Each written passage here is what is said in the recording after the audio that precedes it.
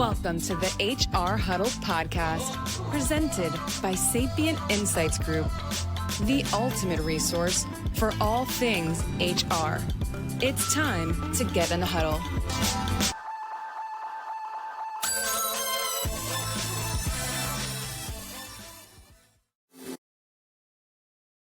Welcome to Spilling the Tea on HR Tech, where we focus on the hottest HR tech news everyone needs to know to be in the know. We break down the news of the week and help you make sense of what it means for our industry and how it can impact your organization. We're recording today on July 17th, 2026. A couple days after my birthday, so it's always nice. So thank you to everyone online who said thank you, happy birthday to me. I really appreciate it. Both Facebook and LinkedIn, which is nice. And we bring you all the news you can use this week. I'm your host, Stacey Harris, Chief Research Officer and Managing Partner for Sapient Insights Group. We are a research and advisory firm if you haven't worked with us previously. And joining me today in this conversation is my co-host, Cliff Stevenson, Director of Research and Principal Analyst for Sapient Insights Group. Cliff, welcome back to a very hot, boiling set of teas today. I mean, I've got my fan out. I've got fans behind me. It's like 97 degrees here in North Carolina. I don't know what it is in Florida. Yeah, I like that you have the fans. You're going with more of the drag originating, spilling the tea That's sort of right. look, whereas I went with the very literal, even with that owl mug. Yeah, I'm tea. doing my fangirl. Yeah, That's the last you'll be seeing the hot tea. I did that just for the prop, and it's hot here. It's hot everywhere. We'll be talking about it later. I was just in Minneapolis. And it was 98 there, so about 35 for foreign friends. Yeah, I have a friend. We're talking to one of our clients who was out in the UK, and I couldn't believe we were comparing Fahrenheit and Celsius and the whole bit and what the numbers were. And when we got done, we're like, it's the same temperature in London as it is in North Carolina. I'm like, that is not even reasonable. So yeah. I hope everybody's staying cool. With that being the note, Cliff, we've got a lot going on. Do you want to talk a little bit about, we just closed the survey, right? So that's probably the biggest news for us, right? Yeah. And although, every year at HR Tech, we do the big reveal. So without spoiling that, because you definitely want to see that, I don't think, in all the time it's been going, you've never gone through it. Everyone goes, yeah, that's what I expected. There's always surprises. There's always just groundbreaking things that, you can trust because it's like this large data set. Well, I'll tell you, this is the largest we ever had. I'm not going to get into the exact numbers, but if you remember last year, we had over 10,000 people take it globally. I can tell you it's bigger than that. By, we'll just say double-digit percentages possibly, and, more organizations, a lot of small businesses, which reflects the way the world works. Most businesses are small. And we've got more in APAC than we ever had before. So really glad. I know that a few of you listen to the show, especially some of our Australian listeners. And so we really thank you for that. Going to be the biggest set yet, and we had the most questions. I know. It's going to be over 400 pages of report, I'll tell you that for free. Well, not for free, for about $2,000. Things. We added compliance. We added more questions about AI. We added questions this year about how more like governance and implementation questions. So yeah, it's but every year I keep thinking like they're not going to want to know anymore, and somebody wants some other additional information, right? So Tammy, who runs our survey, she did tell me she had one person who sent her a very not so nice email about how long the survey was. Everyone else, I think people have gotten to know us and they now understand, and they're like, we know we can take segments and sections, but it is what I really like is that every year we get to see how this kind of plays out across all the application areas. And so it's going to be a good data set this year. That's all I got to say. Really looking forward to that. And as I was mentioning too, I was just recently up in Minneapolis for the Learn event. That's LEHRN, Leading Edge Human Resource Network, one of the older and probably really the first truly HRS begun groups. Your friend Matt, in fact. Matt is one of my favorite event planners. He's no longer in the business. He was there just, I think, as someone who had done this in the past, correct, right? Yeah, and we were kind of informally honoring him as the founder. We didn't know if he would be able to stop by. I introduced myself because I'd never met him in person before, and he immediately asked me if I knew Stacey. And I was like, yes, I do. And then he told me he spilled the tea. He He did. had all sorts of stories. I heard He about a did. walker with ice skates. Uh, so, really great, wonderful organization. Now, strangely enough, as we were saying, it was hot up there. It was even in Minneapolis, it was 98 degrees. Yeah. But that didn't stop what was really an exciting group. And they did this whole theme. And I want to shout out a couple people, of course, Marilyn Pearson Hendricks, who is taken over, and Matt Stead as the person sort of running this and setting everything up. Harbinger Group and uh, some of the other sponsors that were there. Yisel Venture was there, ADP, Workday, and of course Paylocity. And I was there in the Paylocity room as they did this thematic work. And I want to also say hi to Lisa Tullochson, who was there representing at Paylocity. They said, "What is something you learned that you didn't know that you needed to know?" And as we went through and people sort of did this round robins around different tables and different rooms and different presentations, they all wrote down their thoughts throughout the day. And then at the end of the day, we had all of those compiled, little AI work, right?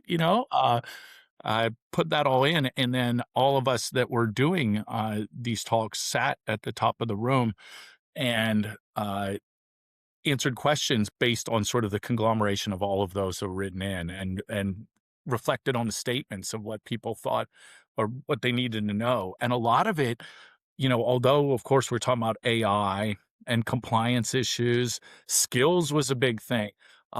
Dealing with recalcitrant managers or employees, even when it comes to, even though AI is a topic that's not really AI is not the problem. It's how people are using it or the sort of directives. So it always comes down to people, right? That's really what HR practitioners are dealing with. It's kind of what the H stands for, right? And I found that kind of fascinating. So, one of the big takeaways is that people have shifted from seeing AI as, a tool rather, not the answer in and of itself. It's just Yeah. a tool to get to the answer. Yeah, which is good to see, which is very good to see.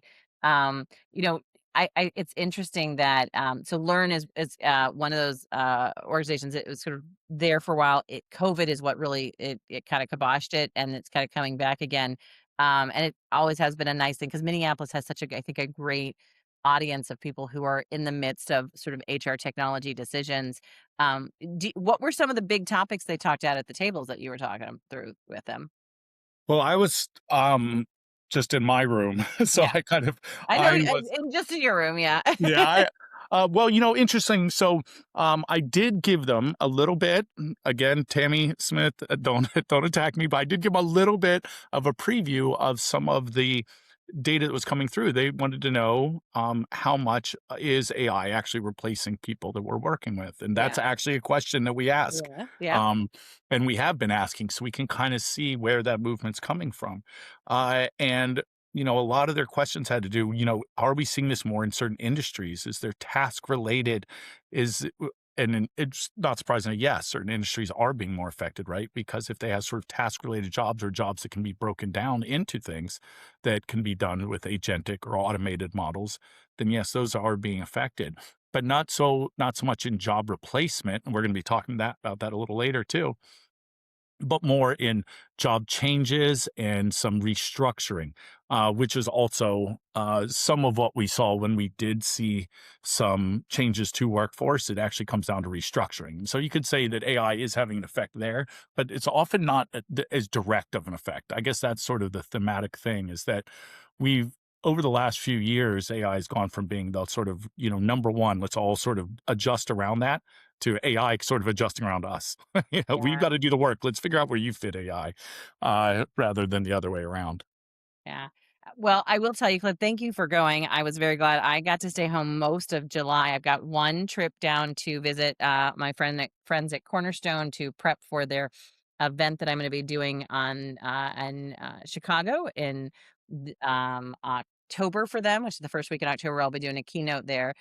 We did just record our cornerstone webinar with Tim Crawford, Yes. who from Avon, who is a basically an IT analyst, and so we kind of took IT and HR, and we talked about why workforce readiness is now becoming an enterprise conversation. And so that was really an interesting conversation. We got into some really big topics like pricing issues, which we know are a big conversation right now. We got into what is elements of governance. We got into who should own the AI strategy. Me and him have a little different perspective on that, so that was fun. So yes, that's webinar should be out on demand now because we just did that last week. And I know we have a couple of other webinars, Cliff.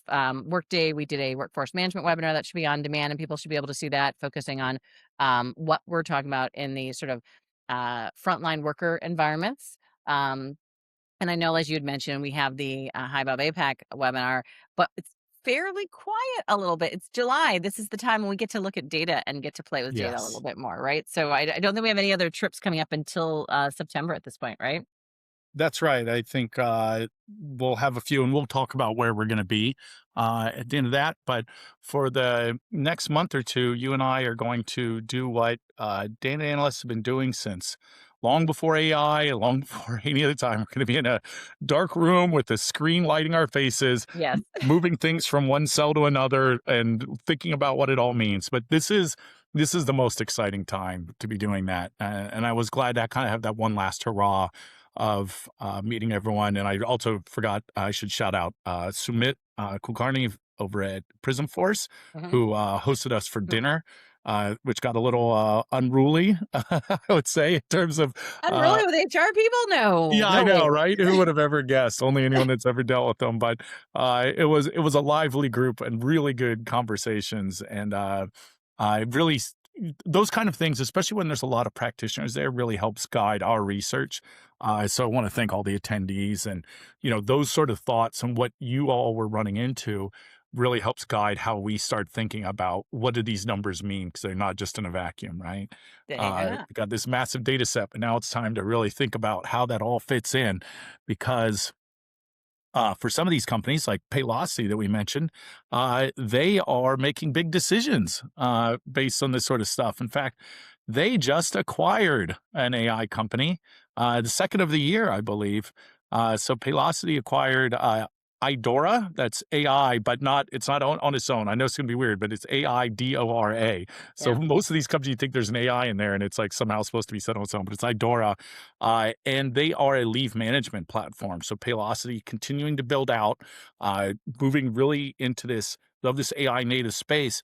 And what makes Aidora pretty interesting is they do leave management, which Stacey, you've talked about before, is people not, unless they've done the job, they don't realize just how technical and how much of a pain that can be. So they use natural language processing so the employees can say, hey, I'd like to take some time off, right? And rather than having to navigate, just in their own natural language, just like that, was there any possibility of me getting time off in August? And then it's able to parse that the way that, these natural language processing tools can do, and look through your own company policies along with the laws and things from that area, and help get you that answer all within the Paylocity platform once it's fully integrated. Yeah, and I think that, the conversation a lot of times we talk about is that leave management splits between sort of benefits management to some extent and time management, because it's you need both of that information. You know what the organization do. You need to know what the compliance is, like we said. Paylocity jumping into this in a way where they won't have to have as many partners, and there's a lot of partners in this model, right? Yeah. I think it'll be interesting to see that, because this data is critical to a lot of the conversations we're seeing in the time management space and the workforce management space. So yeah, I think that's going to be the real conversation we see is how how much do these solutions have to start bringing in-house that data to be able to do the kind of intelligence that you need to be able to make em- to help the employees make decisions and to help the businesses drive the outcomes that they're looking for, right? Exactly. And, you mentioned bringing in that data. I'd say that was a large part of what led to this next M&A story. And interesting, this is more in the M than the A. Yeah. We often talk about acquisitions, but this is a merger. And this is between Engagedly and Energage. I have to assume they saw each other in the phone book. This joke only works if you're over 40, by the way. Yeah. And we're like, oh, there we are, right next to each other in the business pages. Let's just do it. Everyone else going, the hell's he talking about? So, uh, Their so phone book. They have maybe the alphabetical phone listing, yeah. right? What's he on about? Engagedly, I do this is a bit of an aside, but I'm sure all millennials are so sick of this. We're always like, you've never heard of this. Like, we know what a rotary phone is. Uh, Well, yeah, but my granddaughter doesn't, so I'll tell you that. She's okay, 6, well, is so she a big listener? not So, yet. engagedly, hi, Stacey's granddaughter. Yeah. Thanks for listening. Or viewing. You can also see us Yeah. on YouTube, like and subscribe. She might watch it on YouTube. YouTube is definitely her thing, yeah. Millennials know that one.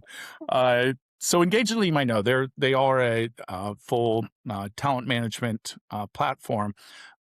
Energage, on the other hand, you could think of them as data in a way, right? It's a lot of research. A lot of that comes through employee voices, through surveying, although they do their in-house research as well.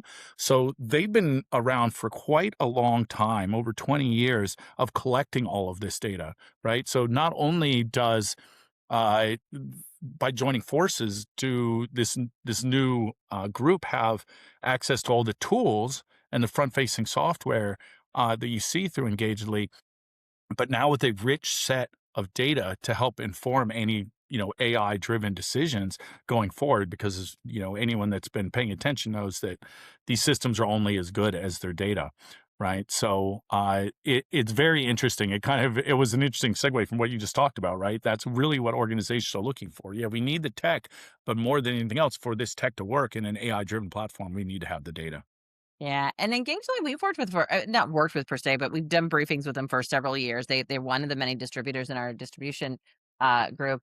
They always get fairly good ratings, but they don't have a huge customer base, right? Like it's kind of a very specific group that kind of follows the work they're doing. So I think this is probably not only capabilities and connecting data sets, but also connecting to customer bases that will probably be good for both of them in this market right now. We do know we can just basically just by reading the tea leaves, if you want to call it that, Mhm. tell you that I it's do. going to be a rough couple of years for point solutions in general, because we do know that the drive for the AI conversation is also driving much of the centralization conversation. So the more you can kind of connect the dots before you get into that sales call, the better for many of these vendors.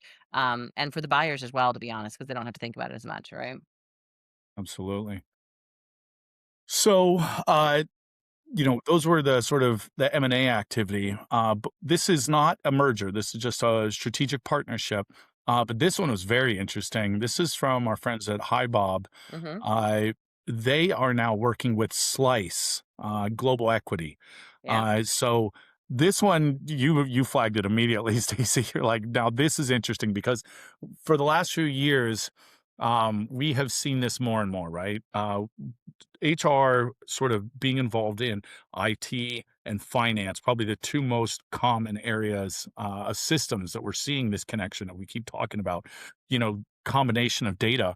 And that sort of combination is exactly what HiBob sort of highlighted during this sort of press release, and talking about that is being able to bring in the data from not just employee data, but bring in financial data, equity management, tax, governance data, Yeah. that sort of stuff. You can have that all in one place. Think about the decisions you can make when you're thinking about your business as a whole. We talk about strategic HR, and that means helping the business grow. And that doesn't mean just in its people. It's, a tool to help you grow as a business. So really And fascinating work. we should note that HiBob did acquire not too long ago a financial planning technology, right? So Mhm. they've got the financial planning component to what they're doing. And it's interesting because you're not seeing someone like HiBob's like do a bunch of sort of like just the big sort of feature functionality kind of conversations that we're seeing and that we've seen for a long time in the HR market. But they're strategically, I think, thinking about like what is it that a business needs to see connected on some level, right? Um, and I think, particularly if they're a global business, like this is, equity conversations are very global. And it's definitely an important conversation on the finance level, right? So I'm I'm actually excited to see this, and I know there's been a lot of conversations on if I'm a small business or even a mid-market business, um, do I need a full ERP or do I just need a few of these systems to have better bridges to each other, right? That I think is really the conversation we're seeing. And can AI help create those bridges as long as I've got a good partnership, right? This gets back to our cluster model, right? So if your HRMS is one of your primary anchor systems, then someone like a HiBob having a strong relationship with someone like Slice already with two-way data connectivity. And I don't know, they didn't particularly say if there was going to be two-way data connectivity here, but if they have that built into the conversation, then that makes that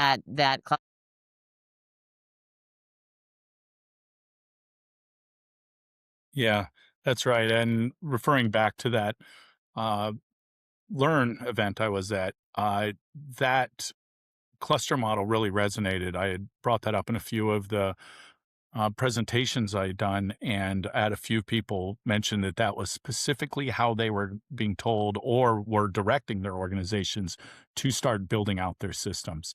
So it's always interesting. We talk about things that are new when we presented HR Tech. And it's funny to see that go from, oh, wow, I've never heard of that before. But like, yep, that is what we are doing. In fact, that is actually driving our yes. conversation. I should also Oh, mention Hi Bob gave us, and we can't talk too much about some of the newer things that they're putting into the system. yeah. But they did give us a bit of a preview on some of their new AI capabilities. One that is already out is the ability to do some of their TA capabilities, some of their talent Talent acquisition, position, yeah. recruiting capabilities, especially when it comes to resume parsing and helping sort of sort and view resumes, all with a very strong eye towards the governance and legality of doing so. Right, no one gets caught. It's just like, let us help you sort of understand and not filter anything out, but say, hey, here are the ones that seem to have the most matching of the terms you're looking for. Here are the ones that have the least, but take a look at all of them. So it's kind Yeah. of interesting to see again that movement away from like, hey, we're going to do the work for you, to AI being seen as a tool to help you do work. Yeah, I think the term they used is that they have the glass box, not the black box, right? Wasn't that That's it, right. right? I love that. I meant to say, I was going to bring that up. The glass Yeah, yeah, box which is a great I like approach. that. We've heard a little bit of it elsewhere somewhere, but I haven't heard anybody really use it in HR as much. Heard it used in some other markets, but I do think that the more visibility and the configuration is what they were really highlighting. The more visibility you give in that configuration is the power of what we're seeing in a lot of these organizations, and it gets back to what we see in our data n- over and over again for the HRMS. The number one thing that buyers want more of is the ability to tailor and configure to my unique needs in the organization. And so the more they can add that capability in any HRMS, I think the better they're going to be based on our data, at least. Right. That's right. Another thing that is very powerful, as we talk about these tools, never discount the power of friendship. No reason I'm bringing that up, but anyway, Oracle won a $395.8 million Office of Personnel Management contract with the United States government. The OPM, Office of Personnel Management, for any of our foreign listeners, that is basically the United States government's HR department. That personnel is, again, all the older people listening know that that was the term for HR back in the day, and it's still used now. So if you remember, this was Workday originally had that as a no bid. People weren't happy about how that seemed to go around our normal structure of doing these things. Push Uh, back. Yep. and so now it has gone to Oracle. With a no Um, bid I've, conversation. ye- Yeah. Right. I know you're biting your tongue there, I Cliff. am, I am, I am waiting for ice to come down my door. Yeah, no, I mean, this is again, this is huge. This will be a generation level decision. I know that sounds kind of odd when you think about technology that it's but when you think about these big systems, the past system that they're replacing in many cases is homegrown, home developed, right? Like they were green screen systems, right? In many of these environments, and so this is a big win, and it will be a big contract. It is, there is always the conversation about, well, if which devil do I go with, right, in this particular conversation, right? Which one would have been the better option? And I don't know the answer to that. We don't take any sides on this conversation. But what I do think is that, I'm never a fan of not getting an opportunity to do a real live RFP, particularly for something that's going to have this big of an impact on this many people in an organization. So that's my 2 cents on it. But on the other hand, I will say that, Oracle has invested heavily in their relationships with this space, right? And with their Oracle cloud environment. I Mhm. think that's part of what makes this very interesting to because where you keep your data and how you keep your data is going to be a big conversation for the OPM, right? Yeah, and we should mention it will be the Fusion, Oracle Fusion Yeah, Cloud it'll be the fusion. specifically Yeah, that they're gonna yeah, be doing. yeah. Pretty interesting, which is a very AI, foundational system. So, if nothing else, there'll be some modernization and some consolidation of I think it was said that there were over 100 different systems before, so We should note the target. Did you know the target launch date was July 4th, 2027, like literally a year from now, right? Like, right. put a pin in it, guys. Let's see if we actually hit that, right? That'll be Yeah. Yeah, I wonder who is in charge of the implementation. Who got the implementation contract? Yeah, yeah, it's well, Accenture that'll be the probably. next question, yeah. Yeah. Uh, All right. I don't know that, by the way, that's conjecture. We just Conjecture, yes. speculate. All Um, right, on that one we're to not spilling any tea on. we're But, really in one trouble on thing we spilling the tea. Yeah. yeah, one thing we can smell some, very, very tasty positive tea. In fact, I was having this was a rum raisin biscotti black tea. This was delicious. Very good. I Yeah. am my chai, original chai that I which, by the Yeah. way, I should say I'm still drinking and I love it, which was sent to me by Pragya, who is Pragya COO Gupta over and at head of UKG. product over at iSolved, right? I saw, sorry, Um, yes. yeah, at iSolved, but she used to work at UKG, Yeah. so there's a connection there. Because and I'll just tell you, anybody wants to get to the center of my heart, it is send me good tea. I love my tea. So yeah, it's one of those very, very favorite teas. Sounds like you That's are what one of we the got you flowers or plants Give me for your flowers. birthday. We should Yeah, have I know. My done flowers are pretty on my deck. I do like my tea though. Yeah. All right. Jerry next year. Johnson at So Jerry UKG. Johnson, speaking of UKG, Yeah. that's where it is stepping forward, and she will now be the director of product management, leading workforce planning and operations. So very exciting. I working with Amy Brar and Suresh Vitale, at least that's who shouted out for their leadership.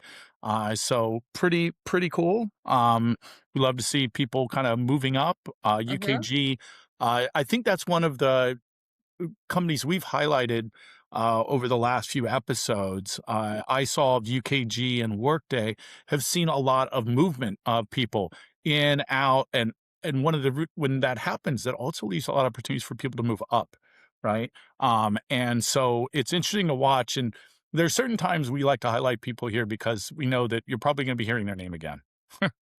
Yeah, and to add to that, I mean, the conversation here about workforce planning is Hmm. really, we just had this conversation, workforce readiness, workforce planning, all that's tying together, and I think you're going to see some continued improvements across every organization in this, and so it's a good place for Jerry to be, and looking forward to seeing what more we'll hear from that, right? Yeah. We also have, as we mentioned, people going in and out. Chris Kabarian has left Lightcast uh, and is now going to be uh, the CEO of subscription services at International SOS. Pretty interesting movement around there. I didn't realize how big International SOS was. I said there are 13,000 employees there at ISOS. So pretty cool. They do security. I think they call it duty of care. So, you got your medical, security, logistics, that type of thing. So, which kind of makes sense for a company called SOS, right? It's probably like how a lot of the payroll companies have pay in their name. So, Yeah. pretty neat, but pretty interesting move. But it starts to make a little sense too when you think about the types of security and privacy and logistics.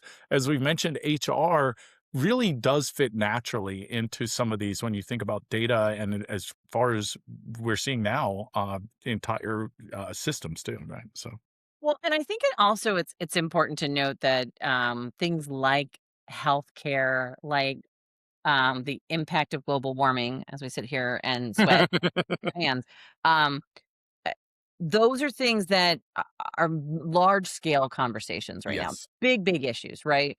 And there's very few places where you get that kind of experience of dealing with that big set of data, that big set of environment in a business world. Because as much as we love to talk about big data and finances and all that stuff, a lot of that's actually very small data sets and very small because industries and then numbers and the total number of companies over 1,000 is much smaller than most people think, right?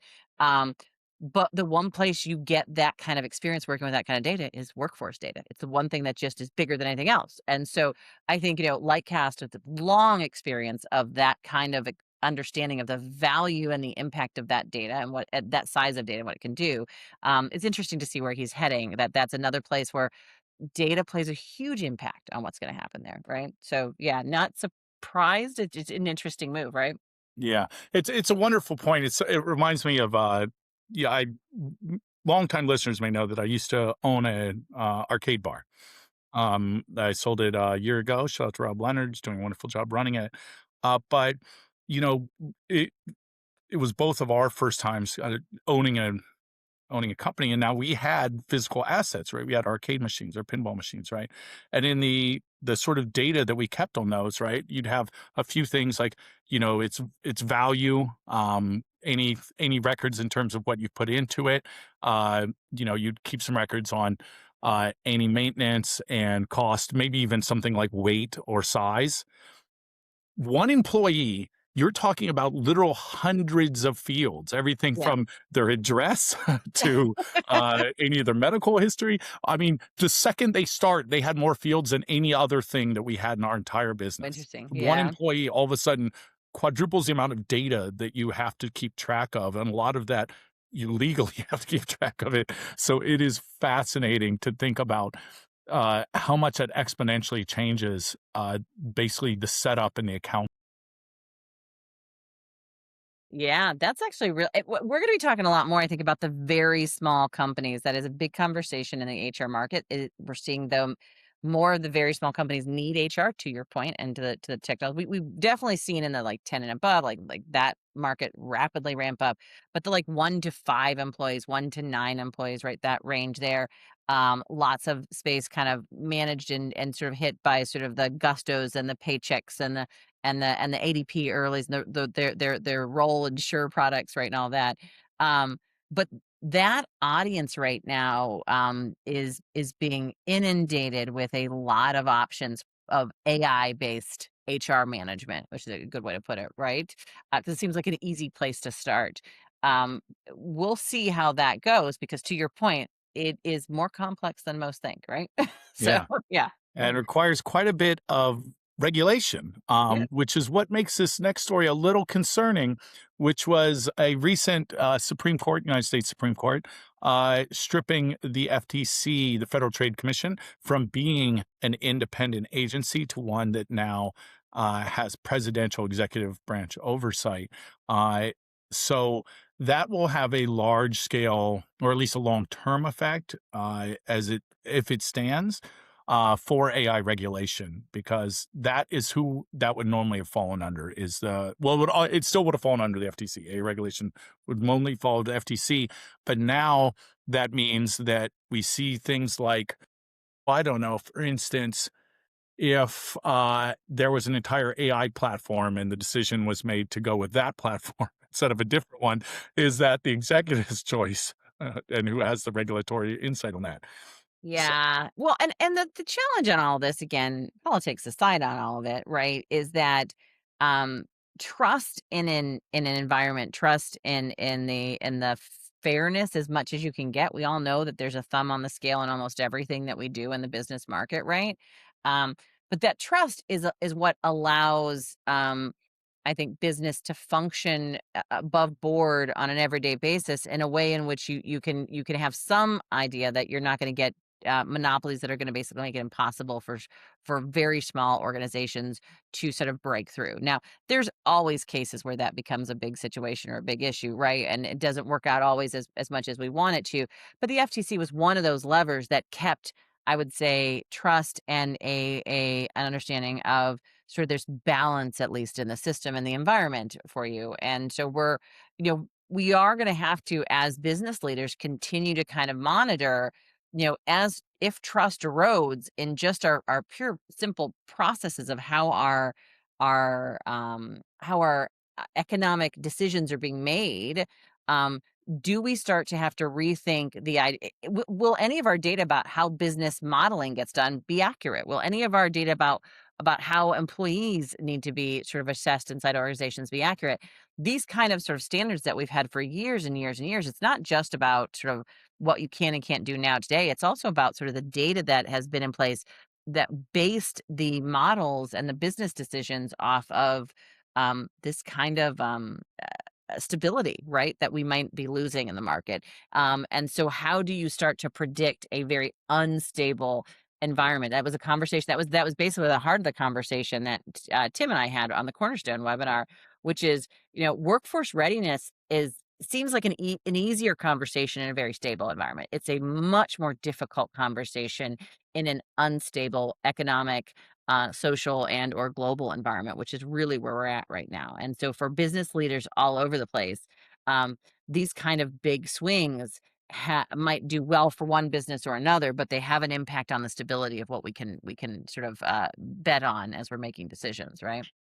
Yeah, and we should mention too that this has have global impact. Yeah. One of the articles that you had sent, Stacey, actually highlights the fact that the EU has long had the EU US data privacy framework, which they've already been asked, have asked to withdraw it already because they want to challenge it. Because what happens is it generally just goes along with FTC.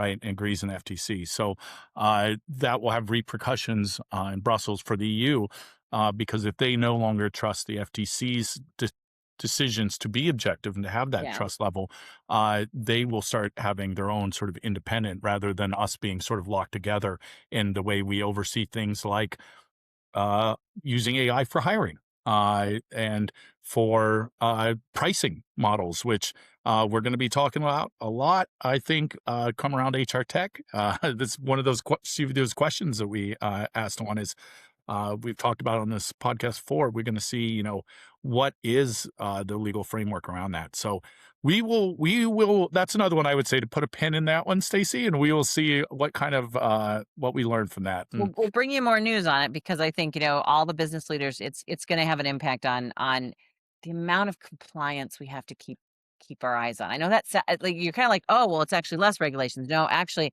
now it's going to create a disparate set of regulations across different areas. And I know already, I just talked to someone on the compliance conversation this week, and they're like, yeah, I got to go down to the metro level to understand compliance regulations right now. Metro, like city level, for compliance regulations. Now, granted, we are talking about some of that being centralized at a country and region level, but I don't think that's happening anytime fast, and stuff like this makes that harder, right? Yeah. Yeah, now you got to keep track of all that. And you might have to worry about whether someone in your work is secretly taping you through their the Meta / Ray-Ban glasses that have recordings on this. Strangely enough, Stacey, not you probably didn't know this, but I've actually ran into this. Someone that I will not name in one of our events. One of the other analysts at one of the events had these on. And can you, Stacey, I'm not going to read this, but I'm going to allow you to. Can you tell me what the nickname for these glasses that record people is? So Meta's Ray-Ban smart glasses have earned the title of pervert goggles. Pervert goggles. And so this gentleman wearing the pervert goggles, I'm sure you would not like that. I will say it was a gentleman, so you can narrow it down somewhat. So they are meant to have a light on when they're recording. Yes. But there are videos abound that tell you how to stop that. Anything from just black tape to getting into the software. Yeah. there's a lot of things that are shown to us that we're told, don't record this. And I'm like, oh, Yeah. and sometimes they'll say, I'm just taking pictures for my own use. And they're like, okay, but, they were kind of getting called out for like, you can't wear those. I'm sorry. Like that is, Well, so we can't much of what trust it. we yeah, so much of what we do is under NDA, and then, we just had this whole conversation, right? Like, is that any different than someone who turns on granola or some other recording device on your phone? There are laws about what you can and can't use. Those laws have not caught up yet at all with any of this. But I will say this particular conversation or that I sent out, right? Um, is that this is really about facial recognition as Yeah. well, right? Like the idea here is that it's not just that the glasses are on and they're recording everything. It's that it is now recognizing the person in front of you based off of either their LinkedIn profile or their Facebook profile, whatever is publicly available, and that's a huge compliance risk for people inside of companies, right? So that's one conversation, and a very big risk for anybody who has maybe moved towns because they had someone who was at risk of harassing them, right? Yes. Or who's left a dangerous relationship, right? And just right. So there's some real issues here that is both an employer issue and a just personal safety issue. But the employers here are really gonna have to, I think, have some conversations about this. All wearables become an issue. Like now they've got I think the OpenAI is now talking about that was the whole I don't know if we've got the story in here, but that they're suing Yes. that Apple's suing them for basically stealing some of their trade secrets because they have all these employees who went over there who were from the Apple hardware side of this business. But the idea is that they're not creating phones per se, but they are creating hardware that will listen constantly, right? And so we are going to have the regulations are going to have to get caught up on this. But as an employer and as a vendor working in this space, you are going to have to take some stances because the regulations won't get there fast enough, right? That's right. You do have to kind of get ahead and think Yeah. about implications because, they said, not everyone making the policies understands all of the different implications. Like you said, if they've never really gone through that system, they might not know or think about the possibilities of spousal or partner abuse and harassment. But, they may not even think about things like, people change the names for any sort of reasons, right? It shows up. And what's interesting, that is the feature that's most being marketed is like, oh, we'll help you Yeah. remember someone's name. Which I Uh, get completely. I am anybody who knows me knows. I will meet you and 5 minutes later I'll be like, "I know you just told me your name. I know who you are. I have the story you told me about your childhood in my head. I can't remember your name." So I get the desire for it. It's just scary, right? Like especially when you can't opt out of it, right? Yeah. yeah. But it leads into this next conversation on Meta, Yes. right? Which is the class action lawsuit, which again is over child safety. And this is a $1.4 trillion Class class action. action Yeah. lawsuit put by 4 states who are seeking against Meta. So Meta's definitely had a very, very, very bad couple of weeks, right?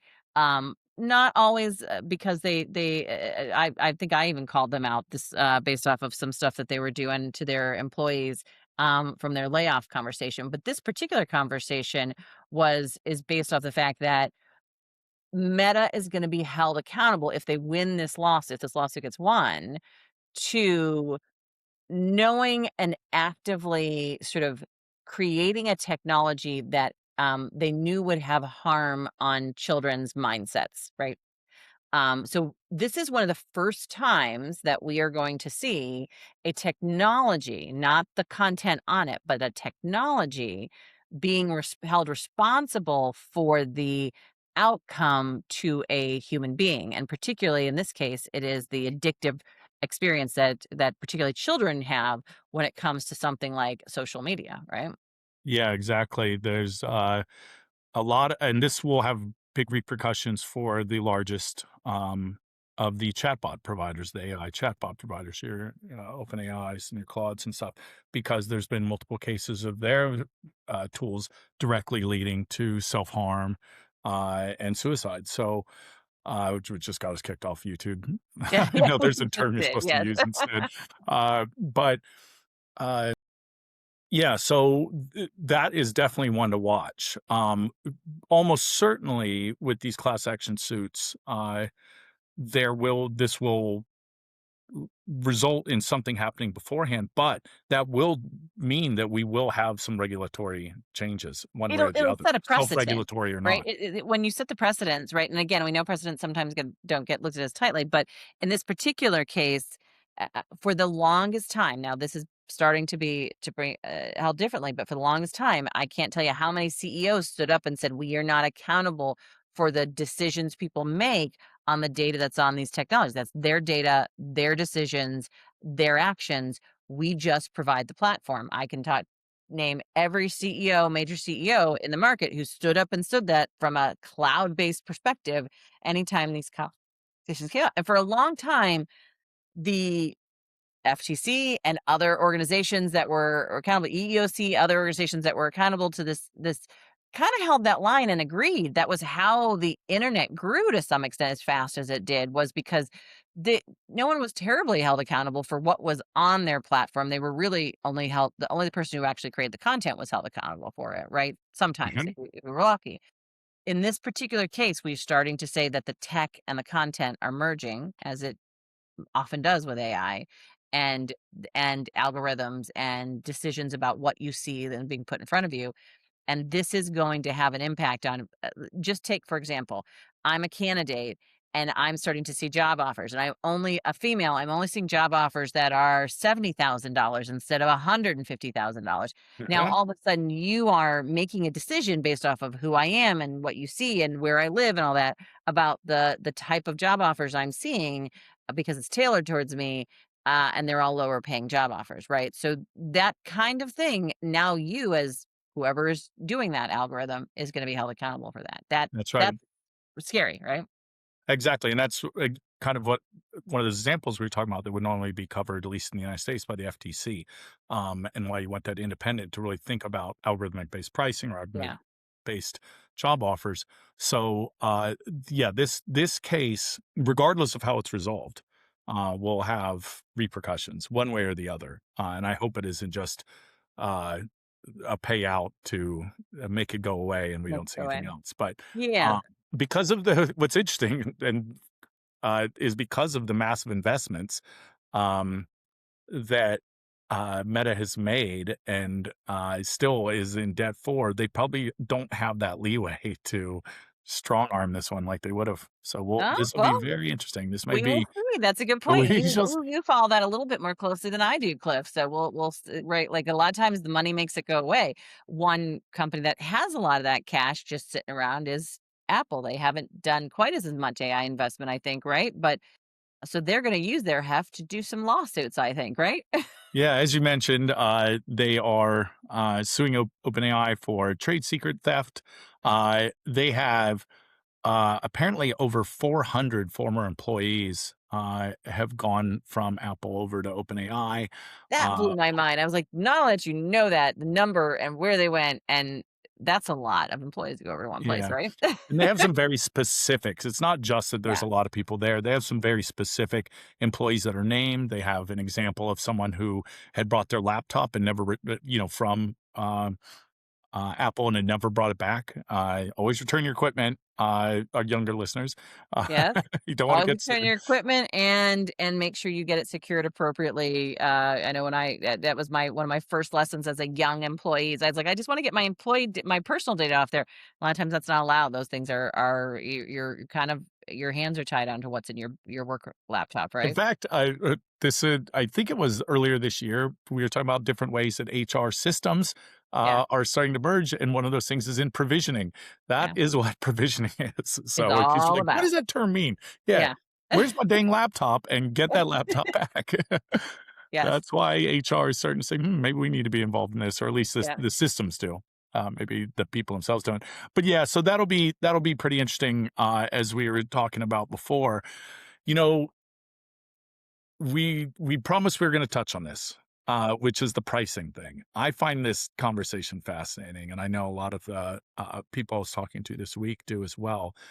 Really great article from Tim Crawford, who you Yeah. He's our mentioned good earlier, friend from Avoya. Yeah. um, talking about how token based pricing is kind of just really analyzing I think the way it is this the right model for enterprises? And we've already talked a few times about how the immediate sort of backlash to token-based pricing has been swift, and it has not been positive. Uh, and what is really, and this is kind of what Tim's getting at too, which I 100% agree with, is that the problem is the unpredictable nature of it. It's not that the costs have gone up. People can live with that. They don't like it, but the costs go up is an understood thing. Not knowing what the cost is going to be is not how budgets work in the business world.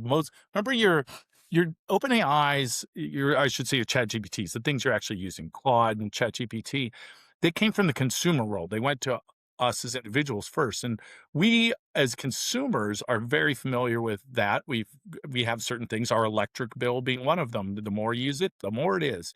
We all fundamentally understand that.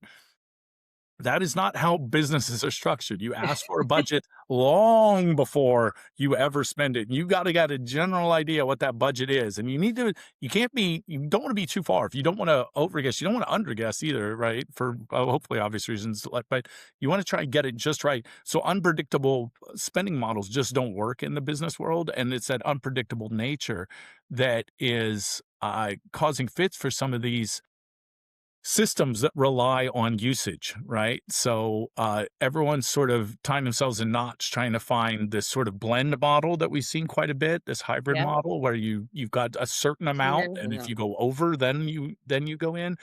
We've seen outcome-based pricing, which I found many people aren't familiar with. Just in case you're new, that's basically if you were using one of these AI tools, they would look at how using that tool affected a better outcome based on not using the tool, right? The easiest example is hiring.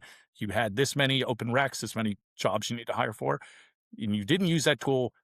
Now that you have used that tool, we see you did 20% more hires and 20% faster. Therefore, we can charge you this much because we know we made you this much money. So anyway, that's kind of what Tim's getting at. But you had a chance to talk to him. What are your thoughts here? Yeah, I think we're all on the same page here Yeah. that, at this point right now, one, we have to be very aware that no matter, even as the prices go up, the market's still being heavily subsidized, right? So there is going to be a big price tag that's coming down the road, even as we're using more, right? And his perspective, I think my perspective a little bit, is that these big providers, particularly the enterprise-based conversations, is they're going to have to make some judgment calls and kind of stick to them. Like, this is what we think you're going to spend, and if companies go over that, they might have to eat some of that. And that I know that's very uncomfortable, and that's a very hard place to be at. But kind of like you said, if you sort of don't look at it that way, you're going to end up with customers who are going to be throttling their use, which is what happens, right? And we know that throttling use means I don't get value out of it, right? I know one of the things that we've seen also, the other model is not just the token model of how many characters, how much work does it do, right? Or the outcomes, which is what's the dashboard that it shows up all the time, right? But then maybe just the number of calls you make, right? Like, so that's the Workday's doing the API calls, those kind of things. And then the question becomes, well, what's my data? Do I have to pay to access my data? Well, if it's not a human accessing it, it's an AI accessing. What's the difference on that, right? And so, I think everybody's trying something different here. What I would say is that, you know, the IT leaders, and we'll put a link to Tim's article in the in the uh, Show notes. show notes. Thank you very much. It's hot. Tim started to mention in there, and he does a very good job, I think, defining everything. Starts to mention the idea of sort of offline or lower end model uses. We are going to start to see. I actually just got quoted an HRD article on this, which Yes. companies are using sort of those limited models, cheaper models, to be able to avoid this cost thing on premise, right? Which is the I'm like, boy, I haven't heard that in a long time. We're going to do an on premise AI model. We are forcing people, because of the price of things, to not get the most out of AI, and more importantly, to really balance what's just a workflow, what actually might a human being be better at and be more cost effective at, and what do I really need to use AI for. But the risk we run, and I think we talked about this last time, is that if the AI is only seeing the top of the funnel or the most important conversations. It is all the other information that makes their answers the best they can be, because they see the whole picture at a much faster space than we do.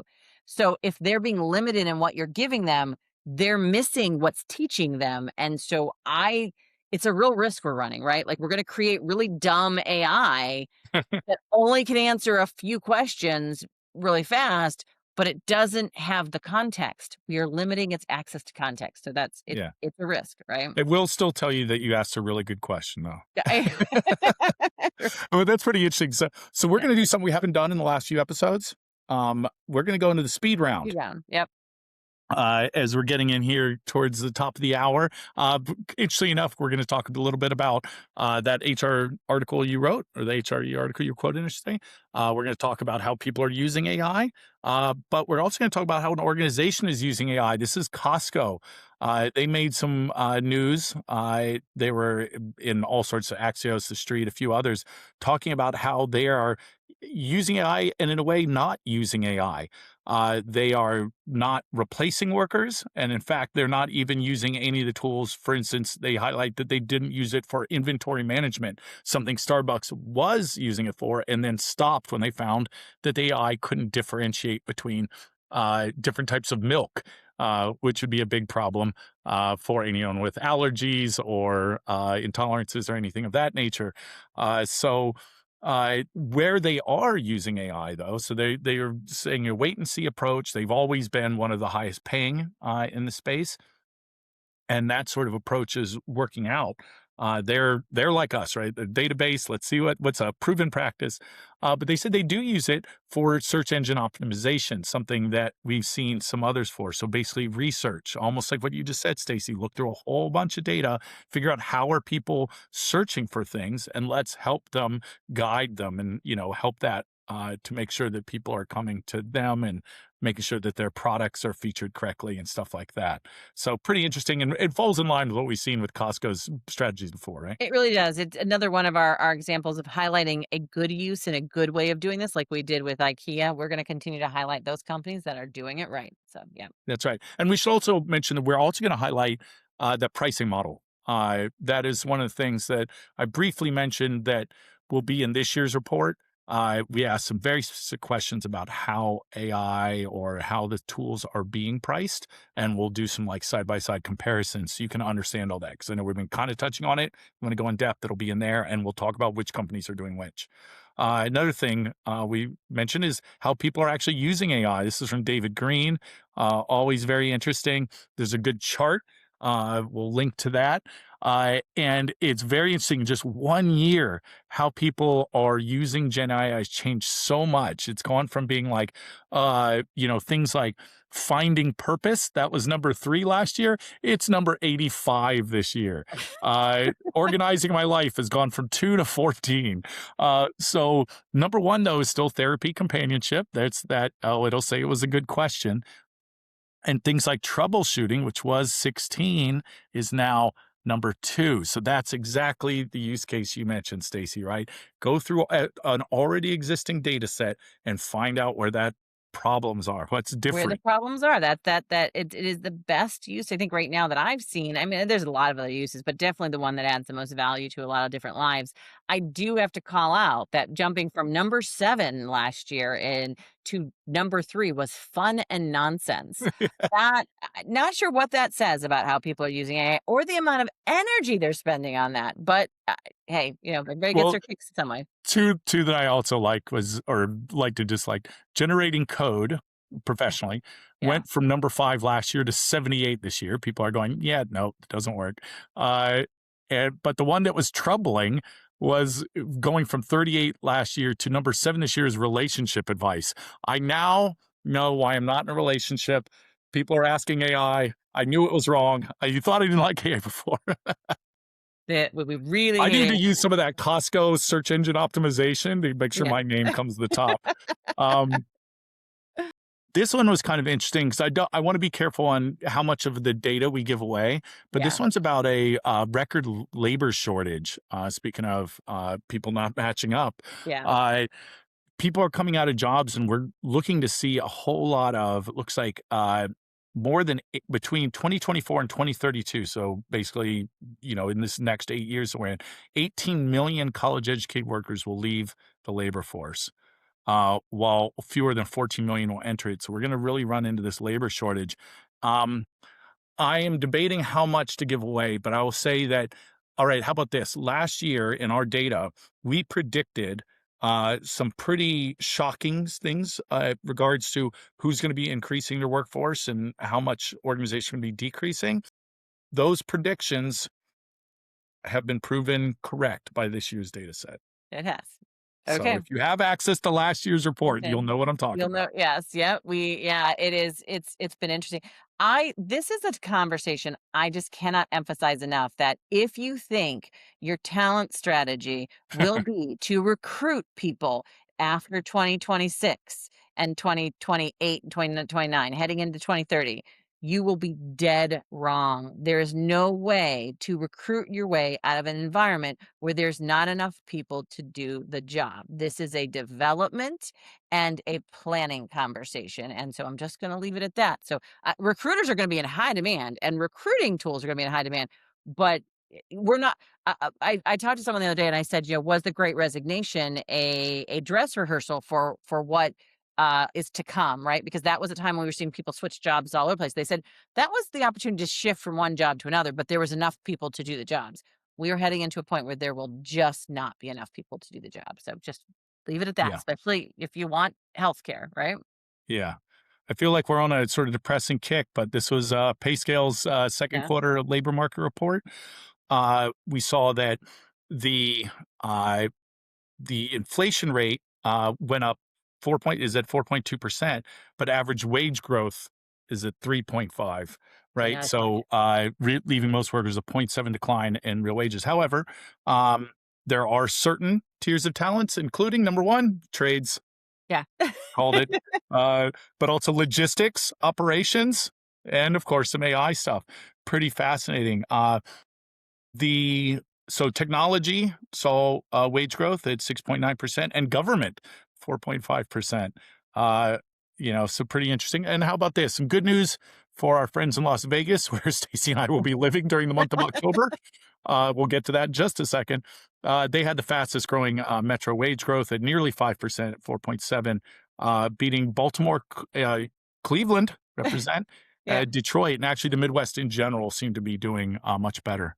Yeah, So the those of us in the South are basically just melting, and we're not doing any work at this point, right?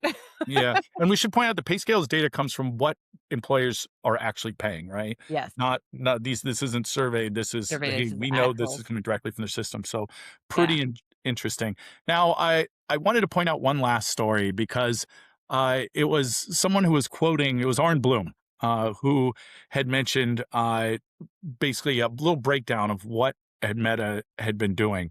$145 billion on a project. We talked about them losing out on the, what was the one they did before? The virtual reality Virtual thing. reality, yeah, the one that you The- told me to not put on the survey, and then I did, but yes, we did, yes, virtual reality did not pay off for them, they just dropped it, yep. Yeah. So, they were building all this stuff and it was just a total loss. Now, he quoted your article breaking that down too, of what happened at Ada, but basically, the conclusion you had made is when you accelerate badly engineered process with AI, things go wrong, right? It's Yeah. the classic with AI. We talked about this way back in the day. We're like, if you've got a faster system, and if you give it biased data, it just lets you be biased faster. That same sort of idea. Bad decisions lead Our to, predictions have come true here. What the funny thing is that this was based off of a interview with an HRD press. They interviewed me about the large language models and the smaller language models being utilized for in place of the AI models. And then she said, "Could you have any comments on the Mark Zuckerberg conversation and his basically walk back of all the layoffs that they're not actually getting the most out of the agents that they are?" And I said, well, yeah, we could have told him that before he did all of this work. And I was like, oh, I got a call. And then she actually published it. I was like, oh, I should have maybe said that was off the record or something, right? Basically called out Mark Zuckerberg. I'm like, well, that I hadn't planned on doing that today, as is getting Meta upset at Sapient Insights. But it was very real that, we could tell you that sort of layoffs being done without HR and laying off your most experienced people, which we know now, anybody who's looked at the data can tell you that what AI does well is actually elevates the role of your most experienced people. It was doomed before you started, and so we will continue to see this happen because the Yeah. stock market keeps rewarding it. And I wish I wish I could give us a better answer on that one, Cliff, but we're Yeah. not. And Well, yeah, I'm fully on the record because I'm recording. Oh, by the way, just for anyone that's, again, this one seems to be themed around our younger yeah, listeners and viewers. If you're dealing with the journalist, you say, I want this to be off the record. They agree, then you can say it. yeah, I've seen a number of people say something and go, that's off the record. And it's like, nope, too late. That's not yeah, how it works. I have to exactly. just days of journalism. So There just you go. mark Yes, that yeah. down. You can't say something, go, oh, that's off the record. No, it's too late. No, Can't send it back. But minute, so I'm yeah, going, th- my issue here was Arn Bloom's very first statement. He said, Mark Zuckerberg is undoubtedly smart. Nope, very much doubt that. One of the dumbest people out there, Elon Musk, is probably in the bottom 10% of intelligence worldwide. These people are phenomenally dumb. You could not imagine how stupid these people are. Having money has nothing to do with any of that. There's almost certainly a lack of morals, probably some sociopathy that's almost always associated there. But having money and is not what not success equate is. to So intelligence and stop wisdom. thinking that these people are smart. They're not smart. Being in the right place, right time, or being born into money is almost always a great way to make money.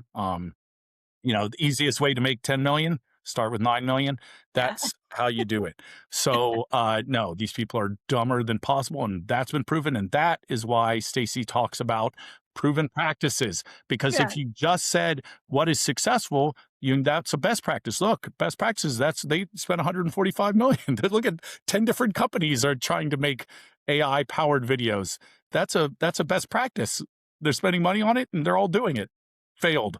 It's No, not proven. It's not proven practice. gotta have a proven practice. Yeah, if you're really gonna wanna, yeah, you can take some swings. We don't disagree with Yeah. swings. Oh, Swings aren't a bad absolutely. thing, but know that you're taking a swing and that there's a risk. It's I always tell people it's just like basically investing in companies, or if you are gonna gamble, we don't recommend gambling, but you don't do it with any money you can't afford to lose, right? That's how you have to think about it when you're doing those big swings. So, Cliff, we this has been a kind of a somber, yeah, like, Yeah, no. conversation. I'm like, we're an hour in and we're just like going deep. I know, What no, was I can happening? tell the heat's got me flustered. I'm saying all Yeah. sorts of wild things.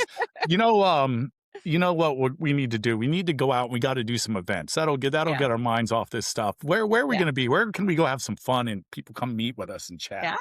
So, what's so that we're not sure we're going to be there yet, but one of the first things we're talking about doing possibly in September is the NAPIO event, which is I think it's North America's, but I'm North not sure. Is American it PEO. Yep. PEO organization? We've never done this one, so we're actually, if anybody knows someone who actually works the event, we've got some clients who want us to go there and talk about it. So Cliff. It's an hour north of where you're at, right, Cliff? Where they're going Hour to be at? south, yeah, Marco Yeah. Island, just Yeah. down south of me. Wonderful place to see the burrowing owls. Yeah.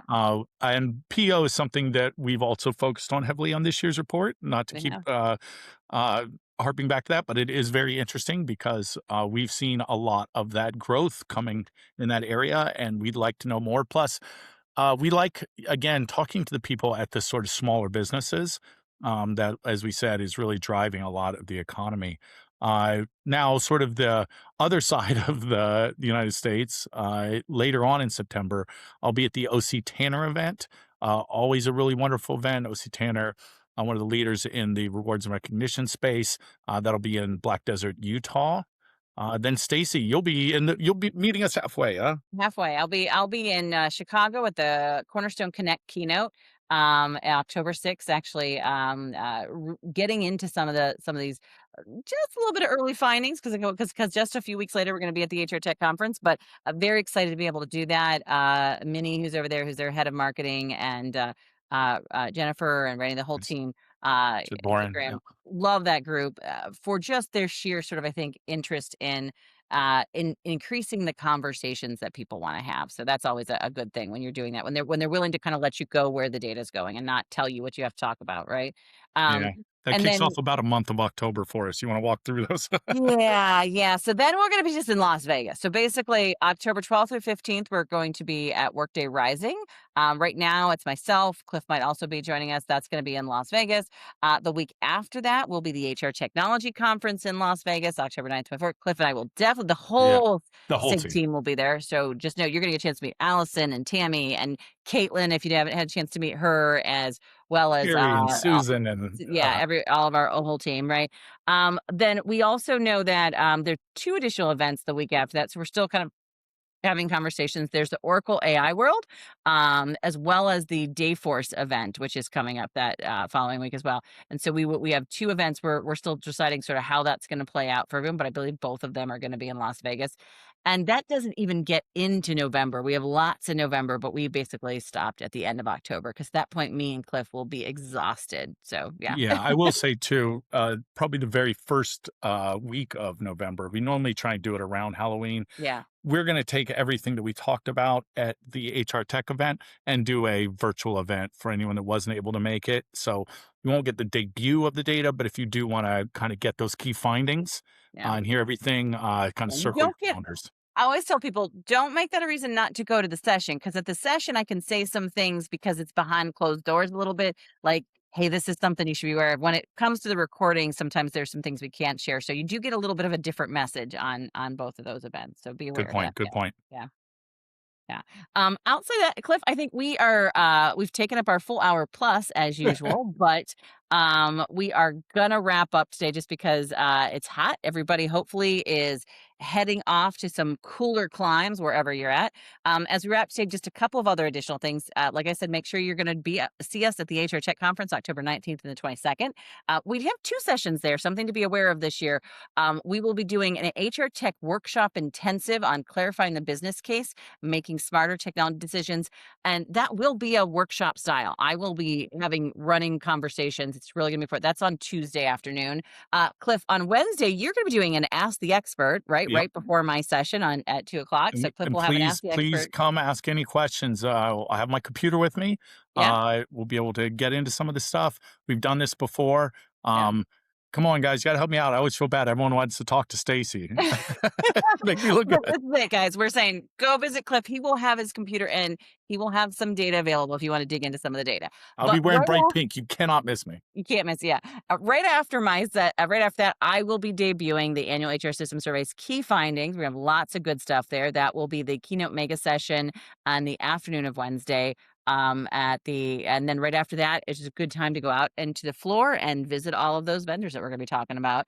Also, for all of your HR technology voice of the customer winners, we will be sending out notices for number ones and top fives in mid-August. So I know a lot of you are emailing us right now to like, when's the announcement's going to come out. We do that very carefully because we've got to make sure all of our data and our numbers are where they need to be at. So you will get that data. Kind of look for it around mid-August. If you haven't heard by mid-August, then you may not have made the list, and my apologies.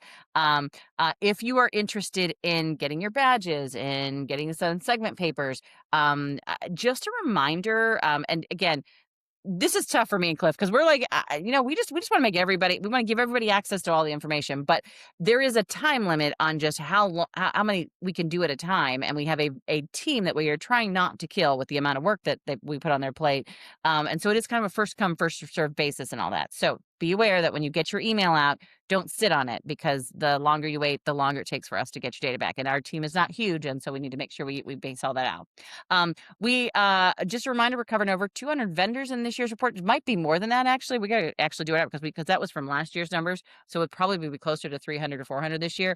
As Cliff said, we had more than 10,000 inputs and a little over 6,000 organizations, so we're very excited this year about where the data's at.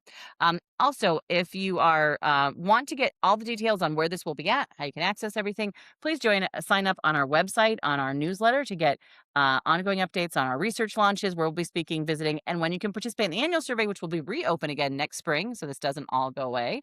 Be sure to listen to all of our shows on the HR Huddle podcast on Work Defined. If you'd like to help support the podcast, please subscribe and leave a rating and review where you grab your podcast. To stay up to date with immediate breaking HR tech news and get all the behind the scenes content, you can follow us at Sapient Insights on LinkedIn and Instagram.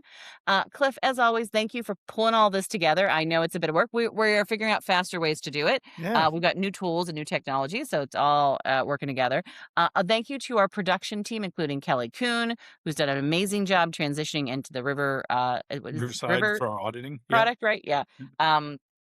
To Linda Auditing? Galloway, yep, who's still continuing to do all of our copy and making sure the vendors are named correctly and all that thing. We really do appreciate that. It means a great deal to us.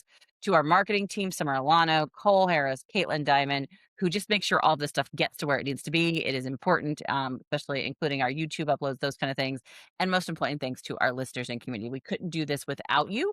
I know we keep saying, be sure to send us your information. We get lots of emails these days now on any announcement that people are doing. So we do appreciate all the emails that you are sending. And that's it for this episode of Spill the Tea on HR Tech. We hope it's been just the brew you needed to start the engines running this week.